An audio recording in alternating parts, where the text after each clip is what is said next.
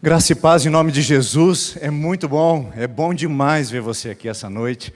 Uma alegria imensa, principalmente aqueles que estão nos visitando pela primeira vez.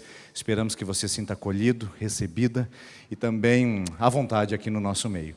Nós estamos hoje iniciando uma nova fase aí da nossa temporada de sociedade. No nosso calendário cristão e ocidental, nós temos uma marca, onde o mês de dezembro já entra com as atividades natalinas. E, portanto, nós também queremos acompanhar a dinâmica mental, cultural, para que a gente possa, de alguma maneira, trazer entendimento mais claro e objetivo sobre esse momento que estamos vivendo como povo de Deus, enquanto o mundo celebra uma festa popular e folclórica, que muitos atribuem algumas figuras de elemento de consumo, que atribuem alguns elementos de cultura e que está muitas vezes longe do princípio e dos valores do verdadeiro Natal, segundo a palavra de Deus. Por isso, eu não sei quanto a você, mas eu já tive a sensação de que o Natal não é suficiente. A gente está entrando no primeiro domingo deste mês, onde todos os preparativos estão voltados para esse movimento. Mas a sensação que a gente tem antecipadamente é que o Natal não é suficiente. E a gente nem precisa esperar o dia 25 de dezembro para a gente chegar a essa conclusão. Basta a gente olhar em relação ao tempo. O tempo do Natal não é suficiente. Você nem tirou ainda a sua árvore de Natal da terceira prateleira do depósito, que está atrás do sótão, atrás dos pneus de bicicleta. E o Natal já está quase aí, virando a esquina, e a árvore de Natal ainda não está montada. E você está dizendo, meu Deus, eu não tenho tempo, eu não sei se eu vou terminar os meus trabalhos até conseguir entrar realmente de fato no espírito natalino. Aliás, também não tem tempo suficiente para o espírito natalino. O espírito natalino não é suficiente no Natal. Não deu nem tempo de pedir perdão para a pessoa, ela já ofendeu você de novo. É rápido, rasteiro e objetivo. A hora que a gente começa a ficar mais calmo, mais tranquilo, dizendo, não, nós estamos num momento que a gente não quer briga com a família, a gente não quer entrar em guerra errada, nós não somos caçadores de treta, como diz os mais jovens, agora eu quero ficar em paz, de repente já está em guerra tudo de novo, esse espírito natalino vai e volta rapidamente. Parece que o dinheiro também não é suficiente. Não precisa chegar o dia 25 de dezembro para a gente fazer as contas e perceber que parece que a conta não vai fechar. É presente de amigo secreto do trabalho, é amigo da onça do grupo da igreja, é amigo secreto da família, tem que comprar as coisas para levar no jantar ou na ceia de Natal da sogra, e você já começou a colocar tudo no papel, as viagens e deslocamentos, você diz, não vai ter dinheiro para o Natal, pois é, o Natal também não é suficiente para o dinheiro. Não é suficiente também para nossos relacionamentos. Tantas pessoas para serem convidadas para vir na nossa casa e a gente tem que fazer alguns processos de corte e dizer, essa não vai dar, essa não pode ser hoje. Tantos convites às vezes, algumas pessoas mais populares, têm aquela estranha sensação de que está perdendo alguma coisa. Não, eu vou na sua casa na noite de Natal, mas e se aquele outro fulano também me convidar? Puxa, eu queria fechar um negócio com ele, ele é uma pessoa de alto poder aquisitivo, inclusive dá para fazer um networking. E o outro diz, não, mas aquela pessoa eu gosto tanto, cuidou de mim na igreja, eu queria dar uma honra a ela, mas e aquela sensação de que eu vou conseguir atender tantos convites assim? E começa a acontecer aquele negócio que a gente chama de FOMO, Fear of Missing Out, que significa o medo de que eu estou perdendo alguma coisa. Diante de tantas ofertas, diante de tantas possibilidades, a sensação é que a gente está perdendo alguma coisa, não é verdade? Perdendo o melhor presente, a melhor festa, o melhor momento, a melhor viagem. E isso começa então a nos esvaziar. Olha que interessante. Ao invés do Natal nos preencher, nos encher, nos realizar e nos confortar, traz um extremo sentimento de angústia. Você não precisa levantar suas mãos, mas quantos aqui já estão angustiados nesse período do ano que já está chegando? Aquele extremo sentimento de desconforto, desconsolo, pessoas que estão vivendo um esvaziamento ao invés do preenchimento. Por que será que isso acontece? O Natal que deveria preencher, nos drena e nos esvazia na época mais importante do ano. E talvez você chegou aqui sentindo assim e se percebendo assim. Eu penso que por duas razões. Uma sociológica e outra bíblica. A sociológica foi descrita por um filósofo francês, pensador e sociólogo, chamado Gilles Lipovetsky, e que ele escreveu sobre um livro, A Era do Vazio, antecipando o esvaziamento da sociedade individualista e pós-moderna. Ele disse que toda a lei de oferta e todas as grandes impressões que o mundo traria às pessoas, colocaria imediatamente elas contra a parede, para que elas se sentissem desconfortáveis o suficiente para se sentirem vazias e assim poderem consumir mais, fazer mais, produzir mais. E esse sentimento de esvaziamento é muito próprio do sentimento contemporâneo. Um esvaziamento de realização, um esvaziamento de paz, um esvaziamento de satisfação, de tranquilidade. Ou seja, o propósito desse mundo é drenar as nossas energias e forças para que a nossa sensação de vazio continue ainda nos fazendo entrar na ciranda constante e contínua do consumo, do prazer, da busca do hedonismo a qualquer custo, da sensação de sermos felizes a qualquer maneira. Então agora é a época, principalmente, seja feliz. Um Feliz Natal não significa o fato da Bíblia nos ensinar, mas significa do meu desejo de extrapolar as fronteiras, os limites e procurar o que para mim significa felicidade, mal se dando conta que após isso eu saio dessa experiência mais vazio do que entrei. É a era do vazio, compreendida sociologicamente. Mas além disso, nós temos o princípio bíblico, porque nós estamos falando de um Natal insuficiente para nós, que é o Natal folclore, que é o Natal festa popular. Este Natal apresentado, consumido e muitas vezes propagado pelos cristãos, é na verdade um genérico, de mau gosto inclusive. Um genérico que não preenche a alma, que não satisfaz o coração, que não consola as nossas crises e nem traz cura às nossas feridas. É um Natal que não nos alinha ao propósito de Deus, mas nos coloca muitas vezes em movimento contínuo e constante ao que o mundo prediz e coloca sobre mim como prática atual. Por isso, muitos de nós não estamos conseguindo nos preencher do Natal, primeiro porque somos vítimas de uma sociedade que esvazia o ser humano, porque tem um propósito por trás disso. E em segundo lugar, porque nós estamos consumindo um folclore e não a palavra de Deus. Consumindo elementos festivos e não a verdadeira essência do Natal. Talvez você esteja me entendendo mal e cumpre minha obrigação de esclarecer um pouco mais. Não sou contra a árvore de Natal, em casa também tem. Inclusive, querida, a gente precisa montar, né? Ainda não foi montada, precisamos fazer isso essa semana.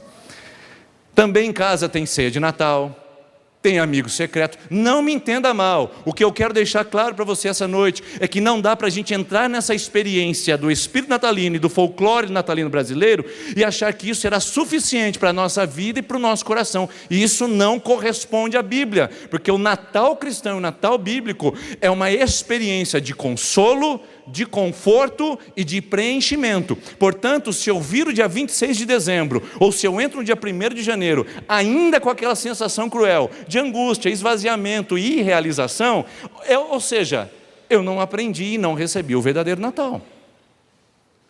Porque Natal em Cristo é uma experiência de total realização, preenchimento e consolo.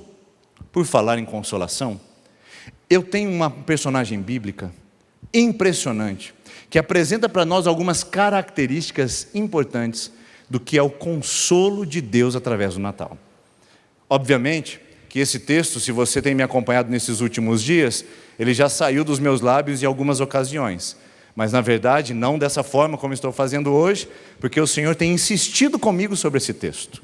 Deixa eu abrir meu coração e falar para você que faz 2 semanas que eu tenho visitado todos os textos natalinos, desde Isaías capítulo 9, a Lucas capítulo 2, João capítulo 1, falando sobre o Deus entre nós, e nenhuma dessas mensagens saltou tanto ao meu coração como essa que eu quero ler com você aqui. Mas eu já falei sobre ela na terça-feira da esperança aqui.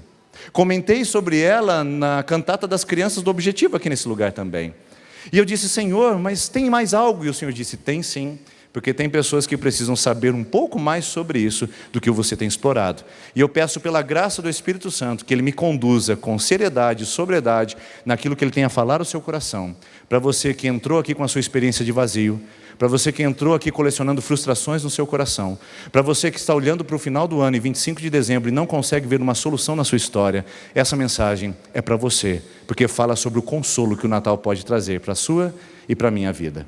O texto está em Lucas capítulo de número 2, o versículo de número 25, que diz assim: havia em Jerusalém um homem, que homem é esse? Um homem qualquer, chamado Simeão, que era justo e piedoso. Ele esperava a consolação de Israel, e o Espírito Santo estava sobre ele. Nós estamos falando sobre a narrativa do templo. Nós estamos falando sobre a narrativa da infância. Lucas é muito inteligente, Lucas é preciso, ele é médico, e todo médico é minucioso no seu projeto. E ele detalha, desde o capítulo 1, o Deus que se tornou homem, e começa a colocar Jesus na genealogia da humanidade, mostrando historicamente o movimento desse Cristo, inclusive falando sobre a sua infância. Sabia que ele é o único evangelho que fala sobre a infância de Jesus? Pois bem, estamos diante de um relato riquíssimo de um médico. E ele está dizendo que Jesus foi levado ao templo para ser apresentado. Mas quando ele chega no templo para fazer a circuncisão do 8º dia, tem um homem lá. Um homem, um estranho. Ele não era da linhagem sacerdotal, ele não contabilizava na linhagem davídica, ele não é distinto religioso, é um homem. Onde Deus diz que ele era piedoso e um servo e que estava cheio do Espírito Santo. Esse homem estava nessa posição no templo, em expectativa pela consolação de Israel. Consolação de Israel é um tema caro à teologia do Antigo Testamento. Consolação de Israel é uma palavra forte, inclusive para os judeus dos dias atuais, O tema consolação de Israel, no imaginário coletivo judaico, tem potência e tem força. E Lucas não escolheu esse termo por um acaso. Ele queria dizer o que é que Simeão estava em tempo e em expectativa dentro daquele templo. E perceba bem com atenção. A consolação de Israel surge principalmente entre os profetas veterotestamentários. Nós temos lá o Isaías, que é o principal propagador da teologia da consolação de Israel. Depois de explicar o porquê que Israel foi levado ao cativeiro e porquê que Israel sofreu a punição, Isaías chega no capítulo 40 e diz: chega, vocês já sabem por que vocês estão exilados, agora consolai, consolai. A palavra hebraica é traduzida para o grego como parakletos. Parakletos, lembra dessa palavrinha?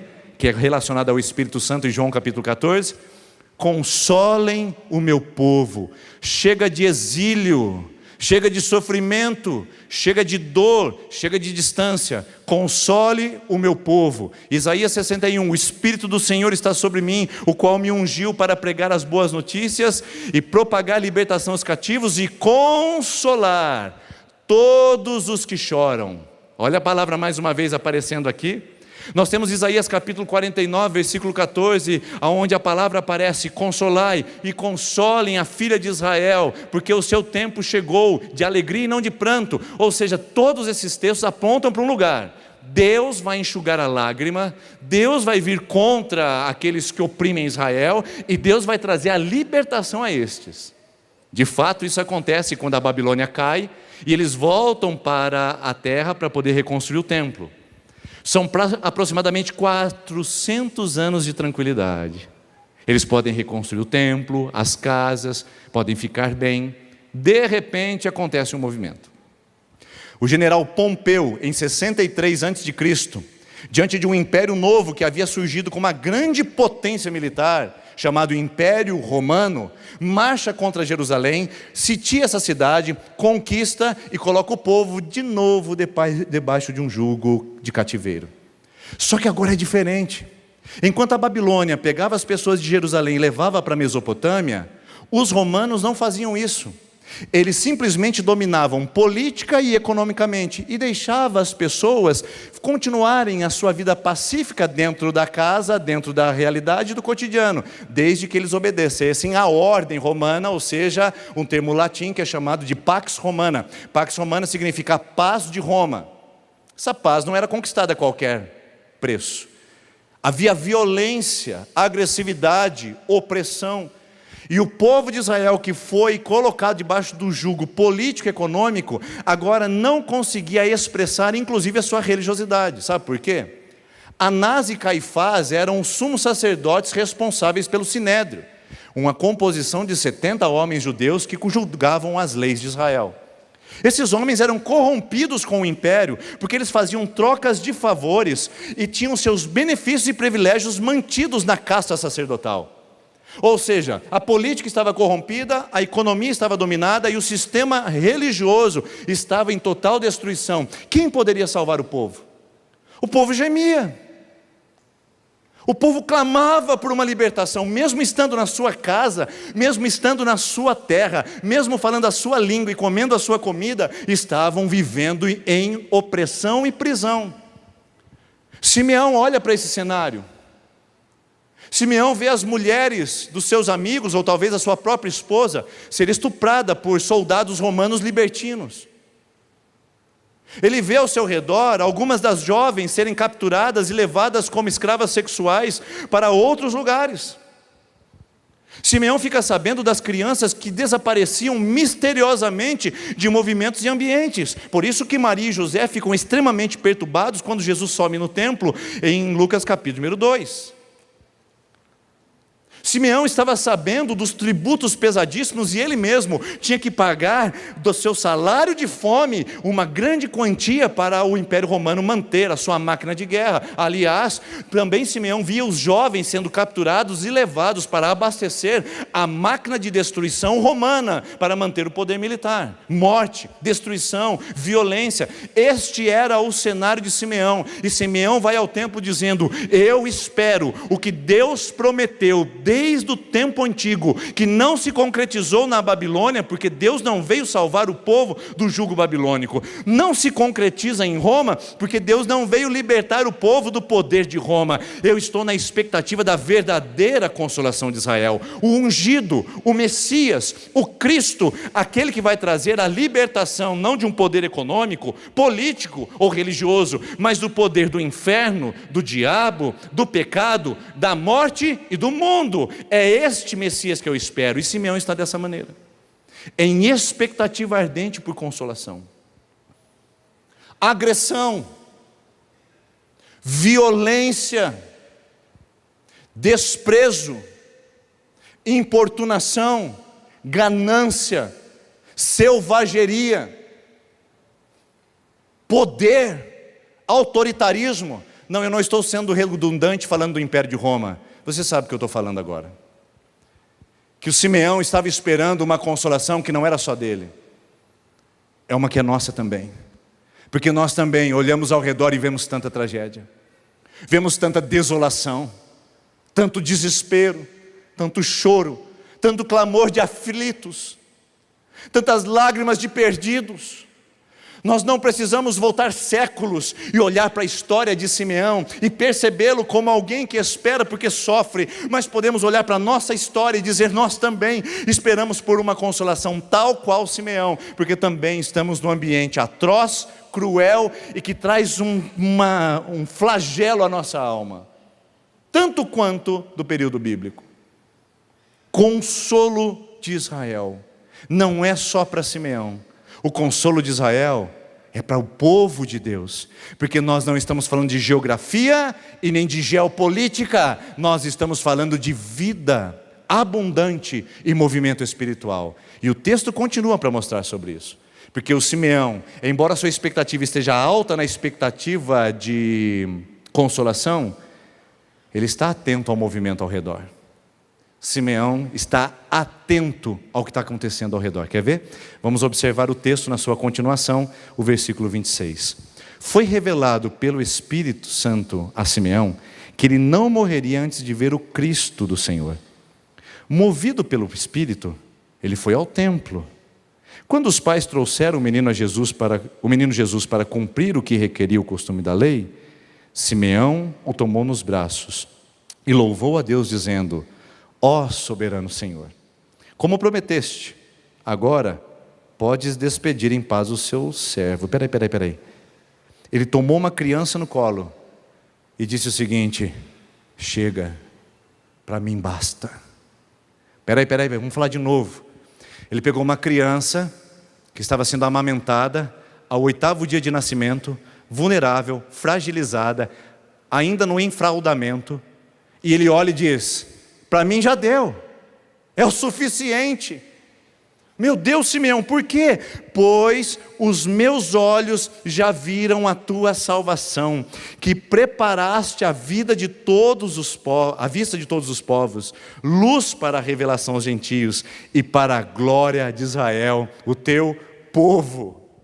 Simeão enxerga o Natal. Simeão percebe o Natal. Abraça o Natal, acolhe o Natal, acaricia o Natal e diz: esse Natal para mim é suficiente. Ele não é um movimento social de explosão de euforia e depressão profunda. Ele não é a oscilação entre entusiasmo e tédio. Esse Natal é vida, e eu vi esse Natal, eu acolhi esse Natal. Por que será que Simeão consegue enxergar enquanto tantos outros não veem? Irmãos, irmãs, vocês acham que Simeão estava sozinho no templo?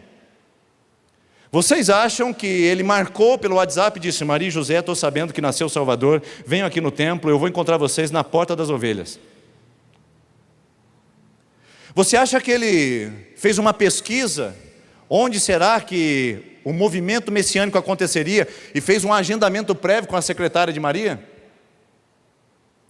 No meio de uma grande multidão, o templo estava em burbúrios, ele estava em polvorosa, como poderíamos dizer, as pessoas indo e vindo, as pessoas, atenção, pega essa, compravam e vendiam, faziam seus câmbios, as pessoas comercializavam no templo, pega essa mais uma vez, viajavam longas distâncias para se encontrarem em umas festas especiais naquele lugar. O movimento era intenso, havia uma multidão de pessoas, centenas de crianças que tinham 8 dias de nascimento, eram levadas aos profissionais sacerdotais, que faziam a circuncisão com corte certeiro, devolviam aos pais e faziam a bênção araônica, para que aquelas crianças pudessem crescer no caminho de Yahvé. Profissional, automático, religioso, olha, centenas de crianças sendo conduzidas ao templo, e entre essas crianças, uma especial, que não era como as demais, que nenhum sacerdote viu, que nenhum levita percebeu, que nenhum saduceu pôde compreender. Uma criança como todas as demais, que entra no colo de 2 camponeses vindo de longe e de lugar de vítimas de preconceito, Nazaré e Galileia. Pior não poderia ser da região. Entre tantos casais e tantas famílias, havia uma família especial, havia uma criança especial. Estar num templo não garante que você recebeu o Natal. Estar num templo religioso não garante que você percebeu o Natal, acolheu o Natal, recebeu o Natal. Fazer uma ceia com a família não garante que você sabe o que é o Natal. Entregar presentes uns aos outros, ser solidário e fazer campanha de ajuda aos mais carentes, não garante que você entendeu o princípio do Natal. O templo estava cheio de pessoas vazias de entendimento. Entre todas estas, um olha e diz: eu sei quem é essa criança. Mas por que os outros não veem? Porque estavam tão presos à sua religiosidade e tradição, que não conseguiam imaginar que o Messias estava enfraudado nos braços de camponeses. Prova disso é que a expectativa judaica até os dias atuais é de alguém que venha para destronar os impérios do mundo, assumir o governo de Israel e o cargo mais elevado político do mundo, e colocar Israel na posição de honra que merece. Era assim que eles esperavam. E uma criança camponesa que estava enfraudada não fazia parte do critério religioso de seleção de possíveis messias. Jesus estava no braço de um homem que entendeu que o Natal estava ali,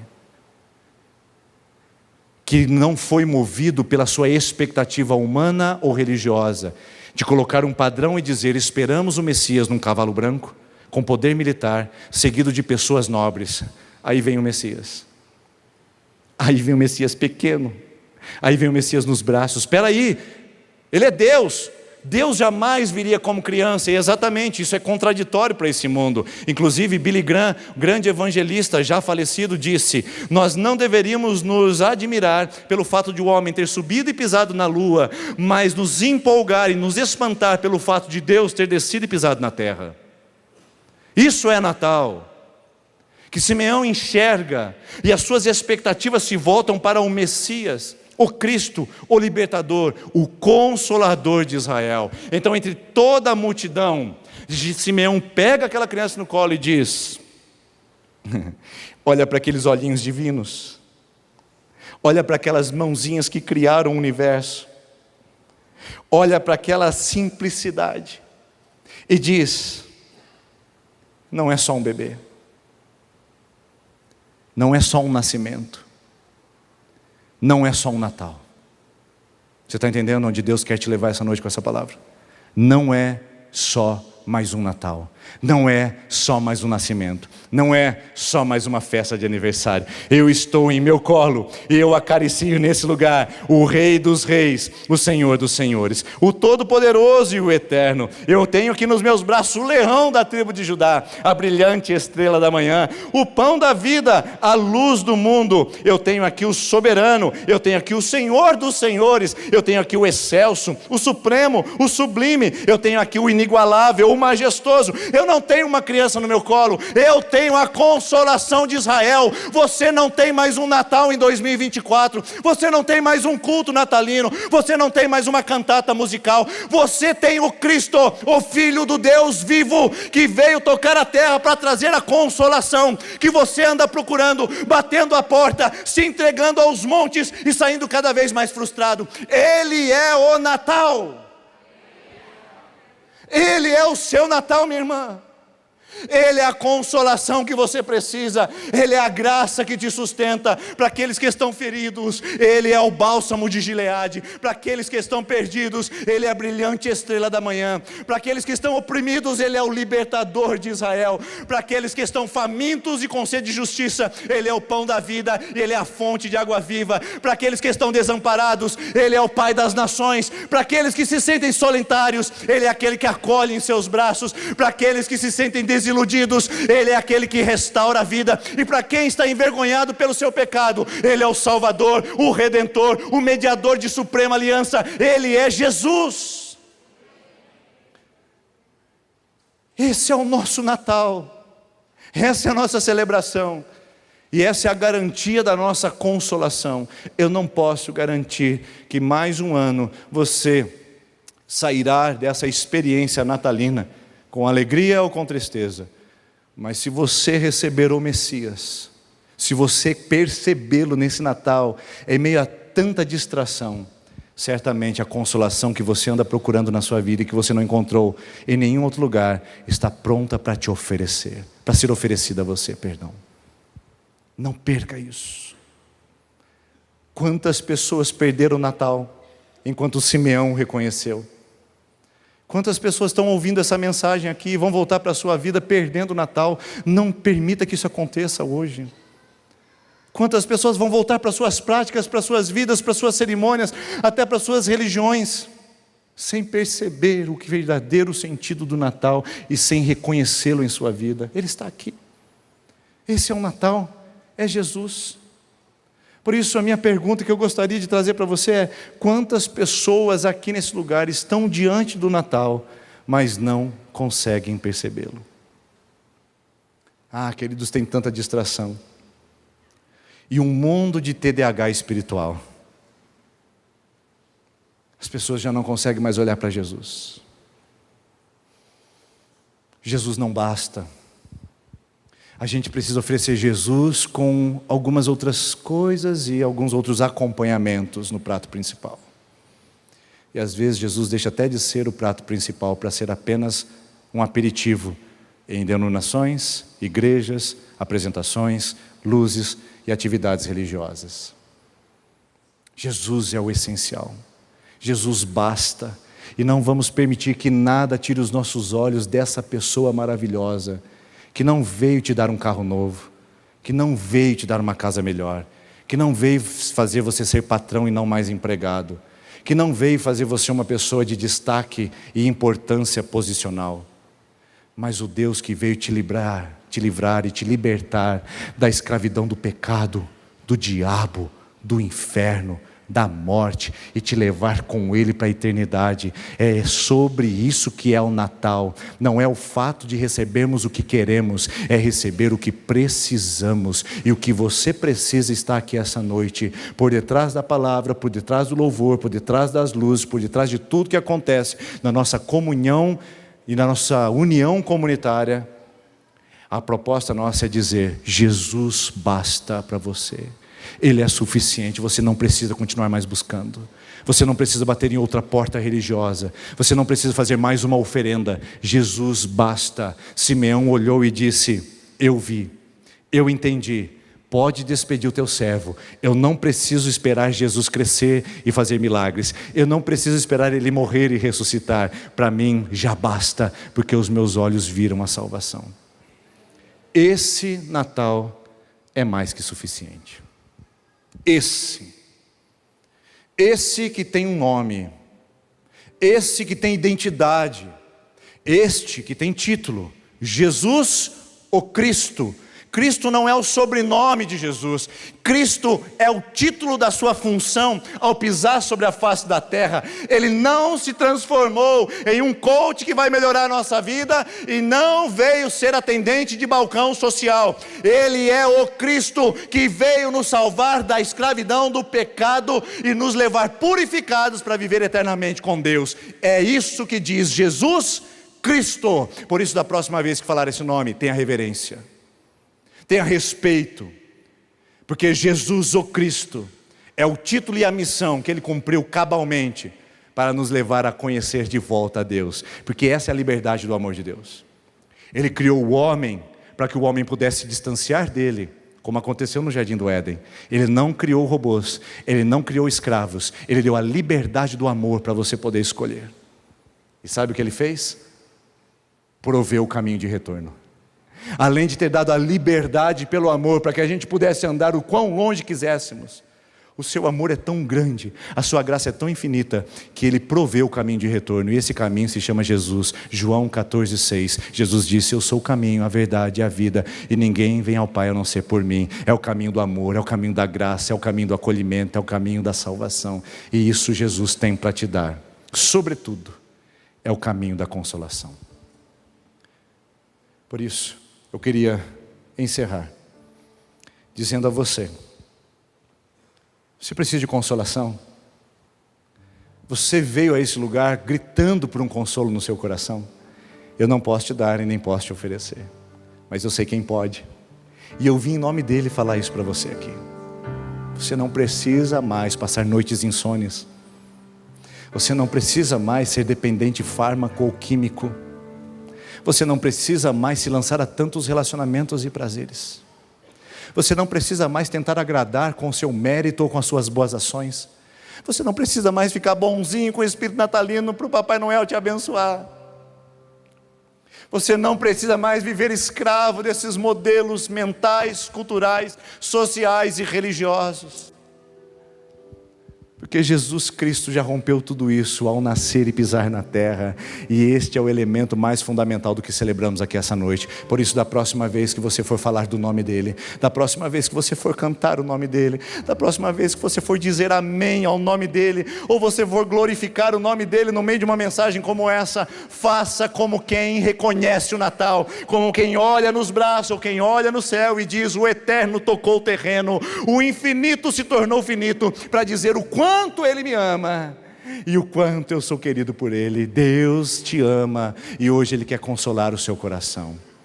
Eu quero convidar você a se colocar em pé. E você de coração árido, e você de coração desértico, e você de vida esvaziada e sem sentido, e você com crises existenciais, e você desamparada e traída, você envergonhado e abandonado. Você é alvo desse grande Natal que aconteceu e que você pode receber hoje, que vai consolar a sua vida como ninguém mais.